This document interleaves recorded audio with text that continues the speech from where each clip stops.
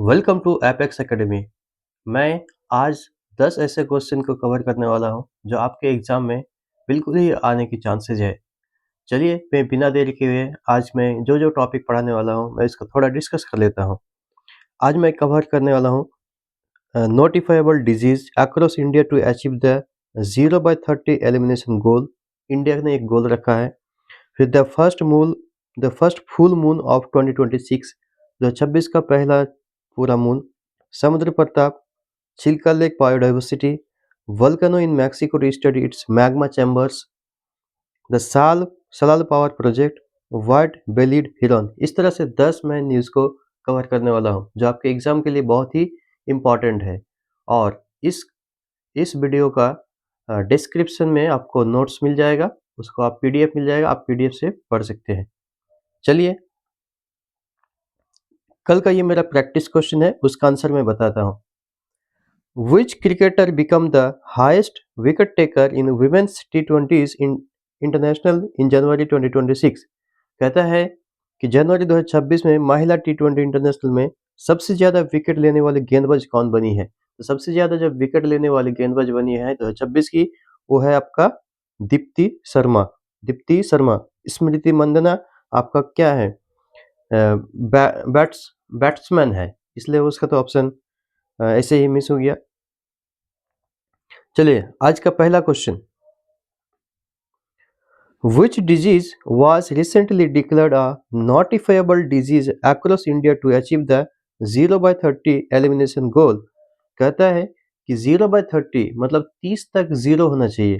लक्ष्य को प्राप्त करने के लिए हाल ही में भारत भर में किस बीमारी को अधिसूचित बीमारी मतलब नोटिफिएबल डिजीज घोषित किया गया है? तो किस बीमारी को नोटिफिएबल डिजीज घोषित किया गया है या अधिसूचित बीमारी घोषित किया गया है? तो इसका सही आंसर है आपका रेबीज। आपको पता होना चाहिए कि रेबीज कैसे होता है। कुत्ता के या डॉग के काटने से ये रेबीज होती है। ओके। रेबीज से होने वाली वैश्विक मौतों में भारत की हिस्सेदारी 36% है। पूरी दुनिया में जितने रेबीज से लोग मरते हैं उनका सिर्फ 36% इंडिया में ही लोग मरते हैं। मतलब ये काफी ज्यादा है, इसलिए इसको कंट्रोल भी करना बहुत ही जरूरी है। National action plan for rabies elimination NAPRE का लक्ष्य 2030 तक कुत्तों से होने वाली रेबीज को समाप्त करना है। कि रेबीज से जो कुत्ता कुत्ता के काटने से जो रेबीज होता है, इससे जो इंसानों की मौत होती है, इसको 2030 तक 0 करने का टारगेट रखा गया है। India accounts for 36% of global deaths caused by rabies. The national action plan for rabies elimination NAPRE aims to eliminate dog mediated rabies by 2030। आप हिंदी इंग्लिश दोनों में ही पढ़ सकते हैं। तो इसका सही आंसर क्या था? आपका रेबीज। और रेबीज किससे होता है? कुत्ता के काटने से, डॉग बाइट से। नेक्स्ट क्वेश्चन है, who has been appointed as the captain of the UP Warriors for the 2026 women's premier league WPL? कहता है कि 2026 के महिला प्रीमियम लीग जो WPL है के लिए यूपी वॉरियर्स का कप्तान किसे नियुक्त किया गया है? मतलब ये फिलहाल यूपी वॉरियर्स के लिए किसी को कैप्टन अपॉइंट किया है, तो वो कौन बनी है? तो इसका सही आंसर है mag Lanning. Mag Lanning. Mag Lanning 5 विश्व कप खिताबों के साथ T20 इंटरनेशनल इतिहास के सबसे सफल कप्तान है। मतलब 5 विश्व कप के खिताबों के साथ T20 इंटरनेशनल में उसका इतिहास में सफल कप्तान है हिस्ट्री में। वह पिछले सीजन में दिल्ली कैपिटल्स का नेतृत्व करने के बाद यूपी वॉरियर्स में शामिल हुई है। वो पिछले साल किस में थी? दिल्ली में थी और दिल्ली में लीड कर रही थी। Mag Lanning is the most successful captain in T20 international history with 5 world cup titles. 5 world cups, ये छोटी मोटी बात नहीं है, बहुत बड़ी बात है। She joins UP Warriors after leading Delhi Capitals in previous season. पहले के सीजन में दिल्ली कैपिटल्स में थी, अभी कहां पे आ गए हैं? यूपी वॉरियर्स में। Next question, the first full moon of 2026 occurring between January 3 to 5 is popularly known as what? कहता है 3 से 5 जनवरी 2026 के बीच हुई साल की पहली पूर्णिमा को किस नाम से जाना जाता है? तो साल की पहली पूर्णिमा को कहा जाता है wolf super moon. Wolf super moon. अच्छा, उल्फ सुपर मून में क्या होता है कि चाँद बड़ा होता है और ब्राइटनेस चमकीला ज़्यादा हो जाता है चाँद। सुपर मून तब होता है जब चंद्रमा अपनी कक्षा में पृथ्वी के सबसे निकटतम बिंदु पेरिगी पेरिजी पर होता है। अच्छा, अगर अर्थ के सबसे नजदीक हो तो उसे कहते हैं हम पेरिजी। अगर मून अर्थ के ऑर्बिट के सबसे नजदीक है तो उसे हम क्या कहते हैं, पेरिजी। पेरी का मतलब होता है नजदीक, नियर। इसका मतलब क्या होता है, नियर। अच्छा, लेकिन अगर मून अर्थ के ऑर्बिट से दूर हो तब उसको क्या कहते हैं, एपोजी। एपोजी। अच्छा, पेरिजी जब होता है तो लगभग 3,63,300 किलोमीटर दूर होते हैं। और लेकिन जब एपीजी होता है तो वो लगभग होता है 4 लाख, लगभग 500 किलोमीटर, मतलब 4,05,500 किलोमीटर लगभग दूर होता है। और जब पेरिजी होता है मतलब सबसे नज़दीक होता है तो 3,63,300 किलोमीटर दूर होता है चाँद पृथ्वी से, अर्थ के ऑर्बिट से। ओके, इसमें क्या होता है, यह समन्वय पूर्णिमा की तुलना में लगभग 14% बड़ा और 30% अधिक चमकीला दिखाई दिया। मतलब चाँद ज़्यादा ब्राइट होगा और 14% बड़ा लगेगा। A supermoon occurs when the moon is at perigee, the closest point to Earth in its orbit. जब अर्थ के ऑर्बिट्स में सबसे नजदीक हो तो इसे हम क्या कहते हैं, पेरिजी। और जब अर्थ के ऑर्बिट से सबसे फारदेस्ट हो, दूर हो, तो हम उसको क्या कहेंगे, एपोजी। मैंने लिखा एपोजी और इसका डिस्टेंस भी मैंने लिखा कि कितना है। It appeared roughly 14% larger and 30% brighter than a normal full moon. Normal full moon से 14% बड़ा और 30% ब्राइटर होती है। ये बहुत ही इंपॉर्टेंट है ज्योग्राफी के कॉन्सेप्ट से भी। नेक्स्ट क्वेश्चन इज समुद्र Pratap which was recently in the news is a. समुद्र प्रताप फिलहाल न्यूज में था, ये क्या है, ये किस चीज को दिखाता है। ओके, हाल ही में चर्चा में रहा समुद्र प्रताप क्या है, तो ये क्या है, एक पोल्यूशन कंट्रोल वेसल है। एक पोल्यूशन कंट्रोल वेसल है, मतलब समुद्र में जो पोल्यूशन हो जाता है ऑयल स्पिल्स की वजह से, किसकी वजह से, ऑयल स्पिल्स। मतलब अगर वाटर में पानी में नम तेल गिर गया तो इससे ऑयल स्पिल्स कहते हैं। तो इसको भी पोल्यूशन को कंट्रोल कर सकते हैं। कौन, पोल्यूशन कंट्रोल वेसल, ये जो समुद्र प्रताप है ये। इसका निर्माण भारतीय तटरक्षक बल मतलब Indian coast guard, ICJ, Indian coast guard के लिए गोवा शिपयार्ड लिमिटेड जीएसएल द्वारा किया गया है। इसको बनाने वाला कंपनी का नाम क्या है, गोवा शिपयार्ड लिमिटेड जीएसएल। इसे भारतीय विशेष आर्थिक क्षेत्र ईईजेड में तेल रिसाव को रोकने और साफ करने के लिए डिजाइन किया गया है। कि जो भी तेल रिसाव होता है, ऑयल स्पिल्स होता है, इसको रोकने के लिए, और जो भी गंदगी होता है, पोल्यूशन होता है, उसको साफ करने के लिए इसको डिजाइन किया गया है। अच्छा, यहाँ लिखा है ईईजेड मतलब एक्सक्लूसिव इकोनॉमिक जोन होता है। एक्सक्लूसिव इकोनॉमिक जोन, ईईजेड का मतलब होता है exclusive economic zone. Exclusive economic zone क्या होता है, हर एक कंट्री का एक अलग अलग अपना अपना एक्सक्लूसिव इकोनॉमिक जोन होता है। कि अपने कोस्टल एरिया से लगभग 200 नॉटिकल माइल्स तक होता है कि अपना कंट्री वहाँ पे एक्सप्लोर कर सके। कितना, लगभग 200 नॉटिकल माइल्स। नॉटिकल माइल्स, इसको आप अगर कन्वर्ट करोगे तो लगभग 370 किलोमीटर होता है। माइल्स को अगर किलोमीटर में कन्वर्ट करेंगे तो 370 किलोमीटर। तो ये होता है किसी भी कंट्री का ईईजेड। ओके, मैंने बताया कि गोवा शिपयार्ड लिमिटेड ने बनाया है इंडियन कोस्ट गार्ड के लिए। नेक्स्ट पॉइंट,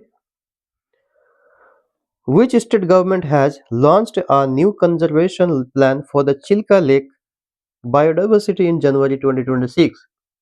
कहते हैं, किस राज्य सरकार ने जनवरी 2026 में चिल्का झील की जैव विविधता के लिए एक नई संरक्षण योजना शुरू की है। अब जिसको याद है कि चिल्का लेक कहाँ है, वही की सरकार ही ना इसको जैव विविधता को संरक्षण देने के लिए कोई भी प्रोजेक्ट चलाएगा या फिर योजना शुरू करेंगे। तो चिल्का लेक आपका मौजूद है उड़ीसा में, इसका सही आंसर क्या होगा, उड़ीसा। अच्छा, उड़ीसा चिल्का जो लेक है ये दुनिया का सबसे ज्यादा ब्लैकिश वाटर लेक है। ब्लैकिश वाटर लेक है। Chilka Lake is Asia's largest brackish water lagoon and was the first Indian wetland of international importance under the Ramsar Convention.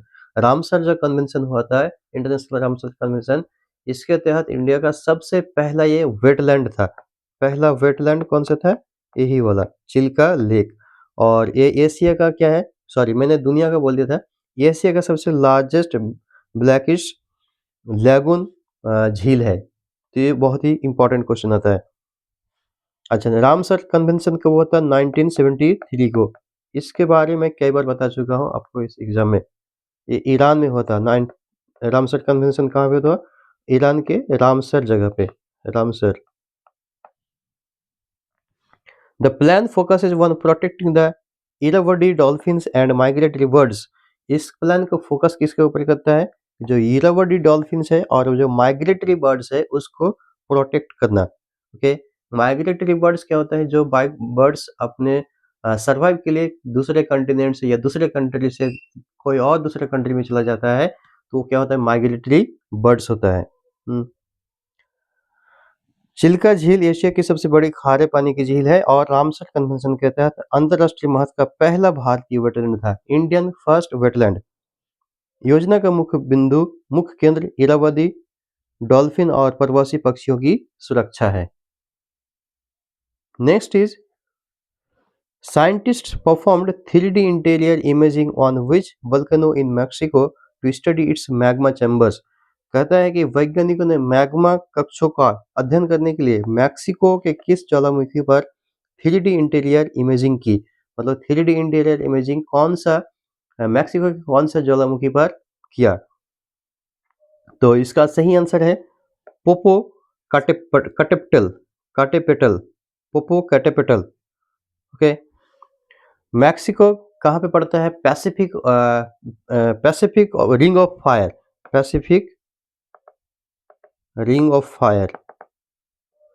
आपको पता है कि ये पैसिफिक रिंग ऑफ फायर क्यों कहते हैं? क्योंकि इस जगह पे सबसे ज्यादा वोल्केनो नजर आता रहता है। हर बार, हर वक्त लगभग लाइट नजर आते रहते हैं, पूरी तरह से जला हुआ रहता है, इसलिए इसको रिंग ऑफ फायर भी कहते हैं।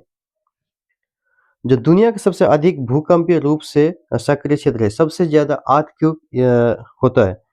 इमेजिंग से क्रेटर के 18 किलोमीटर नीचे मैग्मा भंडार का पता चला, जिससे भविष्य के विस्फोट के भविष्य में मदद मिलेगी, भविष्यवाणी में मदद मिलेगी। Mexico is part of the Pacific ring of fire. Mexico, याद रखना है कि पैसिफिक रिंग ऑफ फायर का पार्ट कौन है? Mexico. The most seismically active region in the world, सबसे ज्यादा सिस्मिकली एक्टिव रीजन है। The imaging revealed magma stores 18 kilometre below the crater, जो क्रेटर है उसके 18 किलोमीटर नीचे तक, helping in future eruption predictions, आगे कौन सा इरप्शन होगा उसका प्रेडिक्शन करने के लिए मदद मिलेगी। यहाँ पे मैंने मैप में भी दिया है, ये क्या है? पैसिफिक रिंग ऑफ फायर है। ओके, आप इसको यहाँ से देख सकते हैं। Next is the senior citizens relief 2026 policy focus on which of the following. कहते हैं कि वरिष्ठ नागरिक राहत 2026 नीति निम्नलिखित में से किस पर केंद्रित है? जो वरिष्ठ नागरिक की राहत है वो किसके ऊपर केंद्रित है, फोकस किसके ऊपर करता है? तो उसका सही आंसर है बी, उच्च पेंशन और एकीकृत स्वास्थ्य बीमा। Okay, higher pension and integrated health insurance, इसके ऊपर फोकस करता है। कौन? The senior citizen relief 2026। ये सारे जो प्रोजेक्ट स्कीम होता है ये बहुत ही अच्छा होता है कोई एग्जाम के लिए। Article 41 of the Indian constitution emphasizes the right to public assistance for the elderly. Article 41, इस आर्टिकल को याद रखेंगे कि ये कॉन्स्टिट्यूशन में एम्फेसाइज करता है, महत्व देता है कि पब्लिक असिस्टेंस के लिए कोई राइट करे, उसका अधिकार हो पब्लिक असिस्टेंस के लिए। The policy introduces silver health cards for seamless access to geriatric care. Okay, भारतीय संविधान का अनुच्छेद 41 बुजुर्गों के लिए सार्वजनिक सहायता के अधिकार पर जोर देता है और नीति में वृद्धावस्था देखभाल तक निर्बाध पहुंच के लिए सिल्वर हेल्थ कार्ड पेश किए गए हैं। सिल्वर हेल्थ कार्ड पेश किया जाता है अगर किसको लाभ लेना है तो, जो लाभार्थी है। Next is the Sangai deer is the state animal of which north eastern state.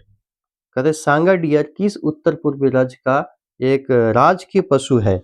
Okay, तो सांगा डियर किसका है? सांगा डियर है आपका मणिपुर का। मणिपुर का स्टेट एनिमल कौन सा है?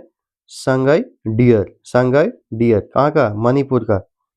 It is found exclusively in Keibul Lamjao national park, the world's only floating national park. ये भी बहुत इंपॉर्टेंट स्टैटिक जीके है कि कैबुल लामजाओ ये दुनिया का एक मात्र फ्लोटिंग नेशनल पार्क है।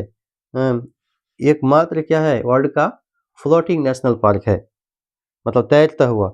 Efforts were intensified in January 2026 to protect its habitat from invasive weeds. जो इन्वेजिव वीड्स है उससे प्रोटेक्ट करने के लिए इसको इंटेंसिफाइड किया गया है। यह विशेष रूप से कीबुल लामजाओ, हिंदी में कैबुल लामजाओ को कीबुल लिखा है, नेशनल पार्क में पाया जाता है, जो दुनिया का एकमात्र तैरता हुआ नेशनल पार्क है।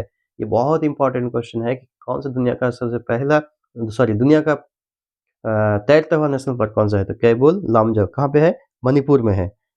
जनवरी 2026 में इसका आवास को आक्रामक खरपतवारों से बचाने के लिए प्रयास तेज किए गए हैं।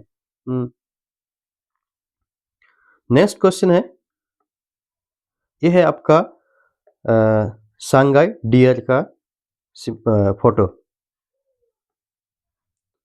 The Salal power project recently in news for desilting activities is built on which river. कहते हैं सालल पावर प्रोजेक्ट जो हाल ही में गाद निकालने के लिए, गाद को डिसिल्टिंग, सिल्ट जो होता है गाद होता है, डिसिल्ट करना मतलब जो गाद को निकालना है, कि गतिविधियों के लिए चर्चा में था। किस नदी पर बना है? मतलब सालल पावर प्रोजेक्ट कहाँ पे बना है? आपको तो स्ट्रेटेजी के लिए बहुत सारा पावर प्रोजेक्ट को याद रखना है, लेकिन सालल प्रोजेक्ट जो अभी न्यूज में है इसको ज्यादा याद रखना है। तो आपका कहाँ बना है? चीनब नदी पर। ओके, चीनब नदी पर क्या बना है? सालल पावर प्रोजेक्ट। वही के गाद निकालने के लिए ये नदी इस पावर प्रोजेक्ट का न्यूज में है। ये पावर प्रोजेक्ट सालल परियोजना कहाँ पे है? जम्मू कश्मीर में। सालल परियोजना जम्मू कश्मीर के रियासी जिले में स्थित है।